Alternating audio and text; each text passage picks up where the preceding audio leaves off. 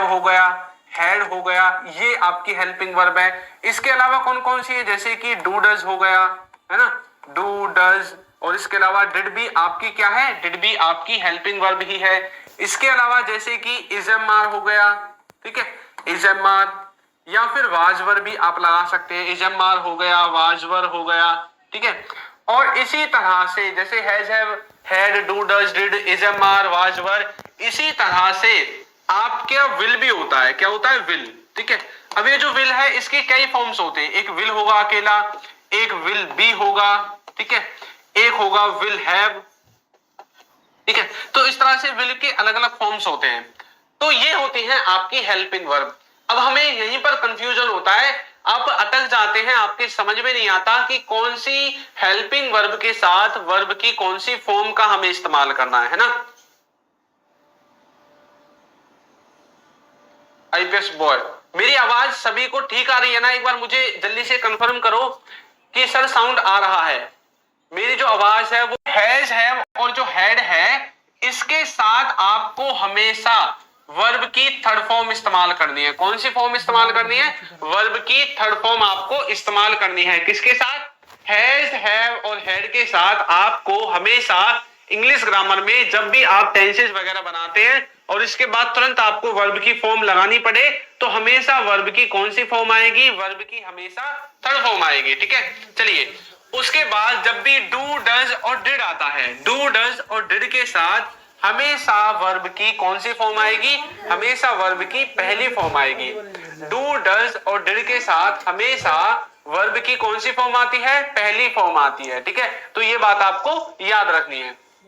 उसके बाद जब भी इजमार और वाजवर आए तो इसमें आपको क्या करना है? हमेशा वर्ब की फर्स्ट फॉर्म में आईएनजी को ऐड करना है। और हाँ, एक बात और याद रखनी है, जब भी वर्ब की फर्स्ट फॉर्म में आप आईएनजी लगाते हैं ना तो इसको हम इंग्लिश ग्रामर में वर्ब की फोर्थ फॉर्म कहते हैं, जो कि अभी हमने पीछे पढ़ा था, है ना। जब भी हम वर्ब की फर्स्ट फॉर्म में आईएनजी लगाते हैं तो उसको इंग्लिश ग्रामर में वर्ब की फोर्थ फॉर्म के नाम से जाना जाता है, वर्ब की चौथी फॉर्म के नाम से जाना जाता है, ठीक है। जिन भी बच्चों ने अभी तक वीडियो को लाइक नहीं किया है, लाइक जरूर कर दें। उसके बाद जब भी आपको विल दिखे, यदि कहीं इकलौता विल है तो विल के साथ हमेशा वर्ब की पहली फॉर्म आएगी, और विल बी यदि कहीं पर दिखे तो विल बी मतलब वर्ब की फोर्थ फॉर्म इसके साथ लगेगी। और वर्ब की फोर्थ फॉर्म के बारे में मैंने आपको बता दिया, वर्ब की फोर्थ फॉर्म का मतलब होता है वर्ब की फर्स्ट फॉर्म में आईएनजी।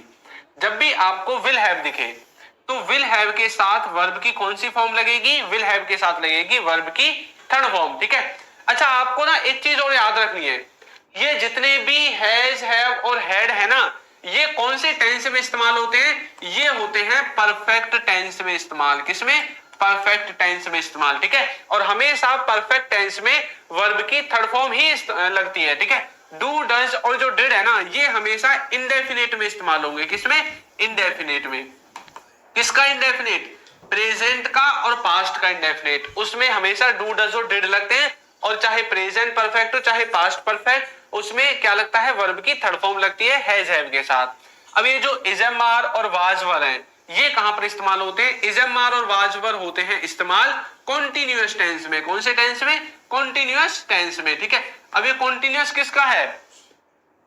इजमार तो हो गए प्रेजेंट में और वाजवर पास्ट में, यानी कि प्रेजेंट और पास्ट के कॉन्टिन्यूअस में आप इनका इस्तेमाल करते हैं, ठीक है। जो विल है, विल का इस्तेमाल हम सिर्फ कहां पर करेंगे? फ्यूचर टेंस में करेंगे। कहां पर करेंगे? फ्यूचर में। फ्यूचर के किस में? फ्यूचर के इंडेफिनिट टेंस में, यानी कि आने वाले भविष्य की बातों को बताने के लिए, अपनी प्लानिंग्स को बताने के लिए। अच्छा, एक बात बताइए, फ्यूचर का मतलब क्या होता है? फ्यूचर का मतलब होता है जो काम आने वाले समय में होगा उन कामों को हम फ्यूचर कहते हैं, है ना। यानी कि आपने कुछ ना कुछ प्लान किया होगा आने वाले समय के लिए कि भैया आने वाले समय में हम ये करेंगे, वो करेंगे, कपड़े खरीदेंगे, कार खरीदेंगे, है ना, बाइक खरीदेंगे। तो आपने जो भी प्लानिंग की है ना कि हम रेस्टोरेंट में खाना खाने जाएंगे, तो ये सब की सब फ्यूचर की प्लानिंग है। तो फ्यूचर की प्लानिंग्स को बताने के लिए हमें विल का इस्तेमाल करना पड़ता है। और ये होगा फ्यूचर के कॉन्टिन्यूअस में, ठीक है। और ये होगा फ्यूचर के परफेक्ट में। तो ये तो मैंने एडवांस है, थोड़ा सा वैसे बता दिया। बाकी हमारा मेन फोकस ये है कि कौन सी हेल्पिंग वर्ब के साथ वर्ब की कौन सी फॉर्म लगेगी, ठीक है। तो ये इस तरह से आपको वर्ब की फॉर्म्स का इस्तेमाल करना है। हैज हैव और हैड के साथ वर्ब की थर्ड फॉर्म लगेगी। हमेशा याद रखना, हैज हैव हैड जहां पर भी इंग्लिश ग्रामर में दिखाई दे, वर्ब की थर्ड फॉर्म आपको इस्तेमाल करनी है। डू, डज और डिड यदि कहीं पर आपको दिखाई देता है तो हमेशा वर्ब की पहली फॉर्म इसके साथ इस्तेमाल करनी है। इज, एम, आर और वाज वर कहीं पर दिखाई देता है तो हमेशा इसके साथ वर्ब की फर्स्ट फॉर्म में आईएनजी लगानी है, यानी कि इसको हम इंग्लिश में वर्ब की फोर्थ फॉर्म कहते हैं। कभी भी आपको विल दिखे तो वर्ब की फर्स्ट फॉर्म लगेगी, विल बी दिखे तो फोर्थ फॉर्म लगेगी, विल हैव दिखे तो वर्ब की थर्ड फॉर्म लगेगी। ठीक है।